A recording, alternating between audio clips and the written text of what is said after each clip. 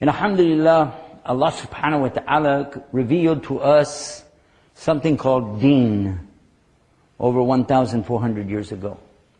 And He did it in total completion. And Allah said about it in the Quran, A'udhu billahi min shaitanir rajeem, Al-yawmul akmaltu lakum dinakum wa atmamtu alaykum ni'mati wa raditu lakum Islam ad-dina.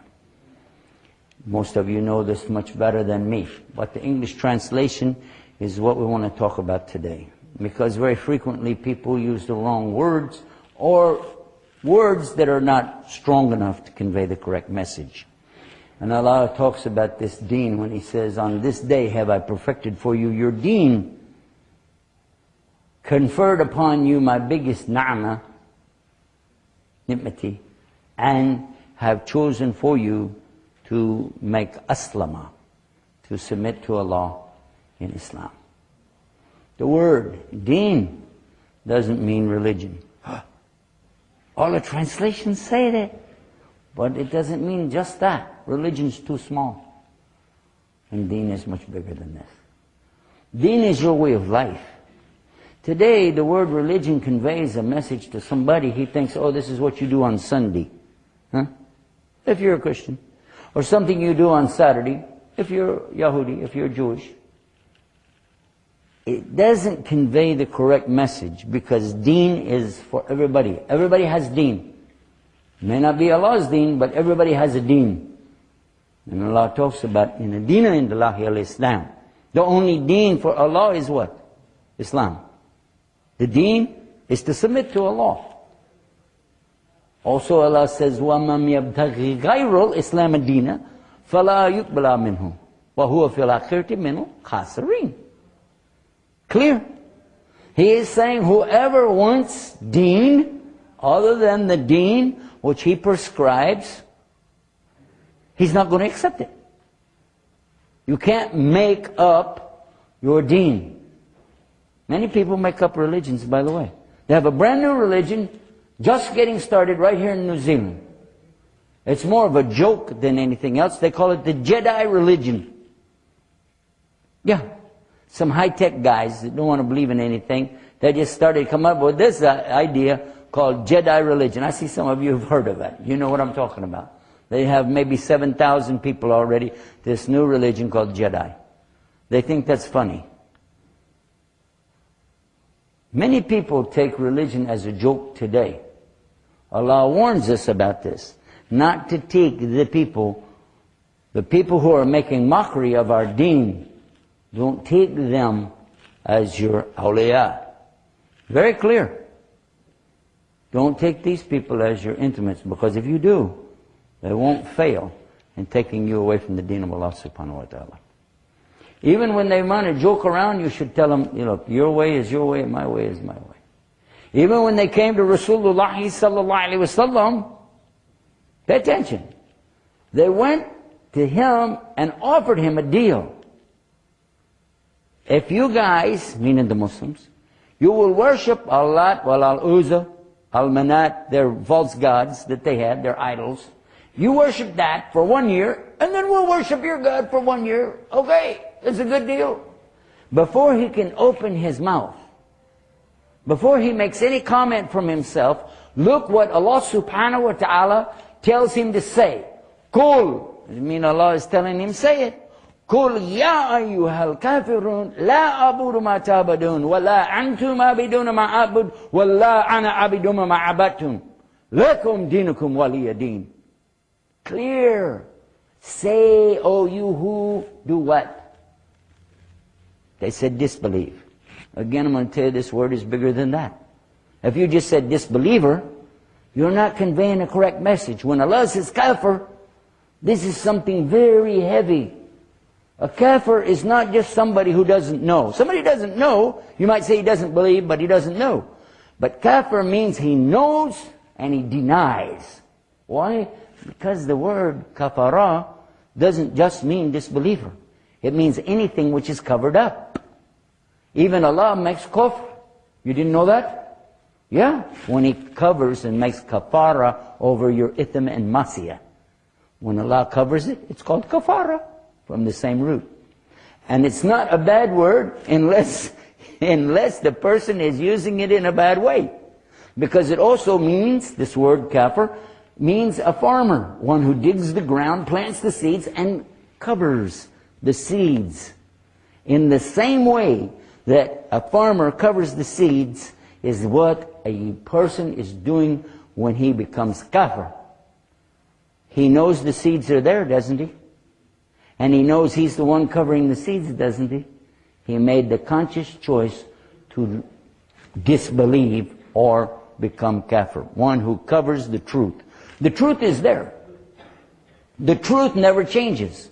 The haqq, la ilaha illallah, is always and doesn't change. Everything else in this universe is changing. You know that. Everything's changing all the time. But haqq never changes. It stays. La ilaha illallah. This is the real deen. The way of Muhammad sallallahu alayhi wasallam, and the way of Isa alayhi salam, Jesus, peace be upon him, the way of Sulaiman, the way of Dawood, the way of Ezra, the way of Adam, the way of Ibrahim. Name any prophet, peace be upon all of them. Did they or did they not teach the people La ilaha illallah? There's only one God, just worship Him and follow the way. The way, the way, the way. And this is our subject, the way. The deen means the way. And everybody has a way. In the surah I read to you, it says, say, O you who cover up the truth, you kafir, I don't worship what you worship.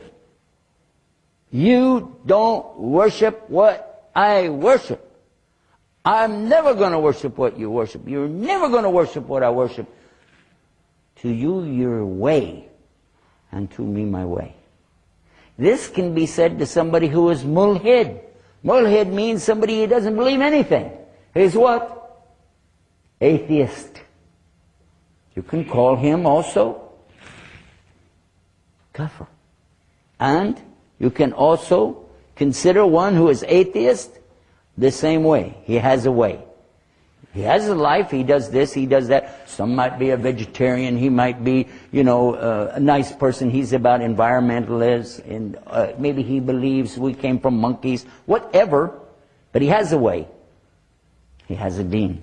Everybody has a deen. But not everybody has a religion. So this is why I'm saying that this is a word. Be careful. When you translate this, let the people know it's a complete way of life. They like to use today as a buzzword in the West, called holistic. Holistic. Have you heard of this? Holistic. Nothing is more holistic than Islam. Not only that, it's totally inclusive. It has everything. In our program last night in Wellington, we talked about this subject. I was surprised because I saw the faces lighting up in the audience. The people, not most of them, they were like, whoa. Oh my God. Just like light bulbs are coming on in their head, thinking about what I was telling them. When I mentioned the details, of course anybody can say, our religion is for all people in all places and all times, and it's all inclusive. You can say that. But then the question will be is, can you prove it? One of the things that I really believe helped me in Islam more than anything else is the fact that Muslims not only accept the challenge of proof, they offer the challenge themselves. Just like Allah does in the Quran. Allah challenges people in the Quran. You don't believe the Quran came from Allah? Allah tells you in the Quran. Bring a book like it, go ahead. He already knows you can't. He tells you in the Quran, if it were from other than Allah. And who's he talking to? Kuffar. Have the kuffar, the unbelievers, not considered, if this was from other than Allah, they would find within it what? Many, many, many contradictions. And nobody can find one. Because Quran is not from human beings, it's from Allah. Amazing? Truly amazing. But again, the people are looking at you like, nah. But watch the challenge. So if you want to tell me you have a deen that's complete, from wherever you got it, maybe you got it from Buddha, maybe you got it from Bush, I don't know where you got it from, but you got something, and you want to tell me about what you have. What'd you prove? Show me something. Show me. Islam is teaching us what to do from the time you're born to the time you die. Yes or no? Child is born, do we know what to do? You call the adhan in the right ear, yes or no? Immediately you know what to do. As they get a little older, you know to shave the head on the 7th day, take the weight of the hair, and give this amount in silver or your precious metal to the poor. You know that. You also know as they get older about circumcision. You know as they get older about the kind of milk from their mother, they need this. You also know when they're born, you put the date in their mouth, you chew the date and give them this. You know all of this. But what's funny is you can prove today you can use the science that they have. Who? The kuffar. The science they have proving Islam. Let me give you one example and let you think about this. Just in this past week, they released some important information the doctors have, to tell us it would be better for people not to be eating every day, because your body needs to rest. So in their report, they told us how many days your body needs to rest. Like how many? 3 days a month. The Prophet ﷺ told us this is one of the kinds of fasting in Islam, 3 days a month. Another is to alternate. Thursday, Monday, Thursday. Can you imagine this? And they're telling us, oh, this is good. But what if we told them, well, we already had it in Islam? Okay, then then it's probably no good anymore. Huh? Yeah, they will do that. Let's think about another one. We know as Muslims, wash your hands. Yes or no? Wash your hands because we do wudu, we make ghusl, we're constantly washing the hands. If you're making wudu, you wash your hands and then you wash your arms later. So the hands are getting a double shot here, being clean. But also you're washing your mouth and your nose. And also you're washing your face. Even your hair, even your feet. Yes or no? How many times a day? As many times as you need wudu, maybe you'd like to do it. It's also sunnah to do it before every salah. If you want to, you can, and then you get more ajr. Yes or no? So Muslims are in there in the water all the time, washing, yes. And now they want to tell us with their science. Guess what? It would be better for people, healthy, only about health, if they will wash their hands before they eat. We've already been doing that how long?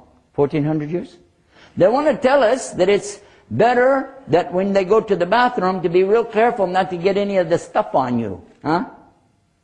But they're going to use paper and get that all over everything.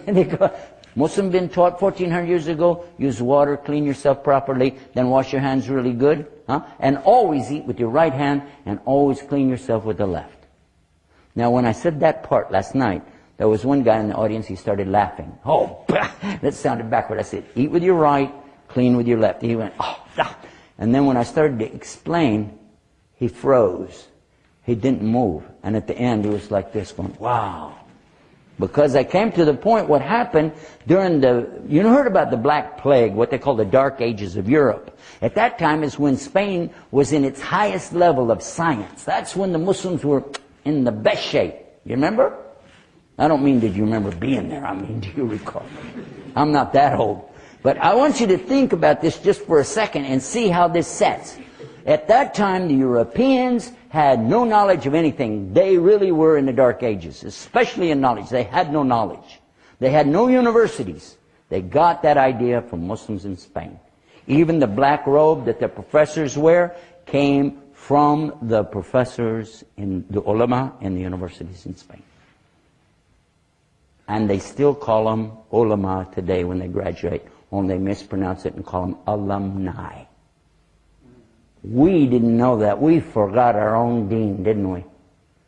But what they know today, and they're very proud to tell you, is that people should really wash their hands and get underneath the fingernails and get them really, really clean. This is Sunnah Muhammad Sallallahu 1400 years ago. But just do that, and then you can handle people's food.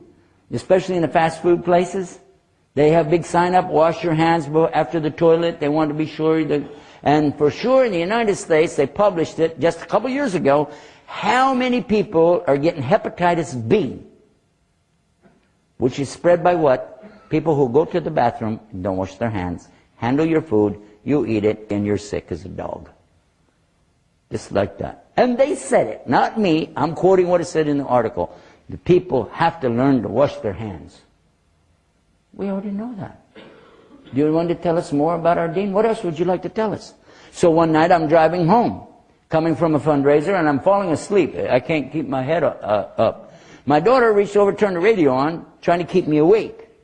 She turned it up real loud. I heard a voice come out of the radio, and he said, just at the beginning of his sentence, he said, always sit down when you eat or drink.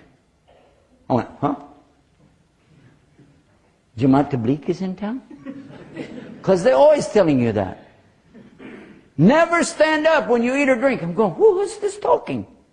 And he began to explain the damage that's caused to the various organs within the body, starting with this tube which goes down to the stomach. And they were talking about something called hiatal hernia, which can be avoided by a person who takes better care of themselves. Don't get too overweight, be careful of your diet, but be sure you sit down when you eat or drink. Your body was not designed to ingest and digest food while you're standing up. Half-hour program, I listened to it all the way home. All about that. And he talked about all the different organs that get messed up and ruptured and damaged, kidneys and bladder, and all the different things he talked about from one thing. One thing. And how about this? When the top embryologist, the one who studies embryos, you know, when babies are first formed, in Toronto, Canada, Dr. Keith Moore, when he heard about Islam, and he heard about the teachings in Islam, he became curious about this, so he accepted a challenge. Then learning from the Arabic of the Quran what was being said, and we have it on our website. You should go and watch. He's saying it with his mouth. He's sitting right there saying, there's no way that anybody 1,400 years ago could have known the intricacies of the formation of the embryo within the uterus. Not without a microscope, not without the high technology we have today, yet the word alaq exactly describes the formation at the point of conception, when the egg attaches itself to the wall of the uterus, and what happens? It forms a blood clot, clings to the wall, and is shaped like a leech. Go to the Mawrid, the Arabic dictionary, and see what it says. 3 things for the word alaq. There's some others, but those 3 things are right there. Something clings, shaped like leech, and blood clot. When? 14 days ago? No. 14 years ago? No. 1,400 years ago, this come to the Quran. Iqra bismi rabbika alladhi khalaq. Khalaqal insana min alaqa. Recite. Don't say read, that's wrong. Say recite, because Quran is recitation, not a reading. Recite in the name of your Lord who created mankind, all of us, from an alaq. It's impossible that anybody could have guessed this. Dr. Keith Moore said it himself. It had to be from God or Allah. That's what he said. We have 6 or 7 different professors, lecturers, doctors and experts in their particular scientific disciplines mentioned on our website. You should go and listen to them, because one of them actually stood there and said, well, it's time for me to say, Ashhadu la ilaha illallah, Ashhadu Muhammad Rasulullah. Look at this. What is the deen? The deen is Allah's deen. And the sooner we as Muslims begin to practice the real deen of Islam, the sooner we're going to see success. That's the only thing stopping us from being in the good position Muslims were in 1,000 years ago. We just forgot the deen. If you forget Allah, guess what? But when you remember Allah, in any gathering, He'll remember you in a better gathering. So we ask Allah to make us on this deen the right way, as real Muslims. Forgive us, give us another chance. Ameen. Rasulullah sallallahu alaihi wasallam is the Khatam al-Anbiya. He's the seal of all prophethood. Nobody can claim to be a prophet after him. If they do claim such a thing, then they are denying what Allah said in Quran. I believe you'll find this in chapter 33, verse 40, Surah Al-Ahzab. It says that Rasul sallallahu alaihi wasallam is not the father of any of your men, because only his daughters survived, you know that. Said, but he is the Khatam al-Anbiya. He is the seal of the prophets. That's what he said. No prophet will come after me. He said that. No new deen. But he told us that Jesus, Isa alayhi salam, will return on the last day, and he will be following the same deen that the Prophet ﷺ was on. This is the perfected deen. I've been talking to you about one word from the Quran, the word deen. If you can imagine that there are 6,327 ayat, verses of Quran, if you can imagine this, and realize that the few words that I talked about today, deen, I said it has to be way of life, Iqra has to be recite, just a few words like this, how much more must we learn, study, and learn how to communicate this message to the people so they can better understand. Because when they know the real deen, insha'Allah, then Allah subhanahu wa ta'ala can guide them if they want it. It's up to us. It's up to us. We need to work to share this deen with each other, and share it with our families, and share it with the community, and share it with the world at large. We have to do this. We don't have an option. Because if we don't share it, then what are we all about? What does it say in Surah Al-Imran? كُنْتُمْ خَيْرَ أُمَّةٍ أُخْرِجَتْ لِلنَّاسِ تَأْمُرُونَ بِالْمَعْرُوفِ وَتَنْهَوْنَ عَنِ الْمُنكَرِ وَتُؤْمِنُونَ بِاللَّهِ. Yes? And then it talks about, same verse, وَاللَّهُ, and if the Ahlul Kitab had believed Imana in Allah, it would have been better for them. And from them you find some who are having Iman. Allah said it. But most of them are fasiqun. Fasik, disobedient to Allah. This means, and Allah has said this, and the Prophet ﷺ has said this, the closest to us in belief are the Christians. The closest to us in belief are Christians, yes or no? Yes, they are. Don't they believe one God? I know they say Trinity and so on, but they start with that. They will insist that. They believe in Adam, Eve. They believe that there was a devil that brought them out of the paradise with eating the fruit. They have a wrong idea. They think the devil was an angel. That's a mistake, but that's okay. We can teach them about jinn later. Let's talk to them about Allah. They believe there was somebody named Musa, alayhi salam. They believe somebody named Ibrahim, alayhi salam. They believe in a lot of the same things we believe. But they're closer to us than the Yahudi, because Yahudi do not accept Isa, alayhi salam, as the Messiah. They don't. They do not accept that Jesus is the Messiah. They didn't accept it 2,000 years ago, and they don't accept it today. He is the Messiah, without doubt. He's the Christ. Christ is just a corrupted form of the word Christos, which is a translation of the word Messiah. Messihi. Isa, Jesus, is the Messiah. He's a miracle birth. We know this in the Quran. He did miracles. People were sick, they got well. People had skin disease, they got cured. Person was blind, he could see again. Even a dead person brought back to life. All of these things are mentioned in the Quran. So if they said, well, they have something different than us, show us. What do you have different that we don't have? We have more than you do because we have proof. But Jesus is not God, and He's not a Son of God. And He did not die on the cross for anybody's sins. There isn't anybody going to carry your burden, and I'm not going to carry your burden. It's not going to happen. Nobody's going to carry each other's load. It's not going to be that way. Each is going to be responsible for what he did.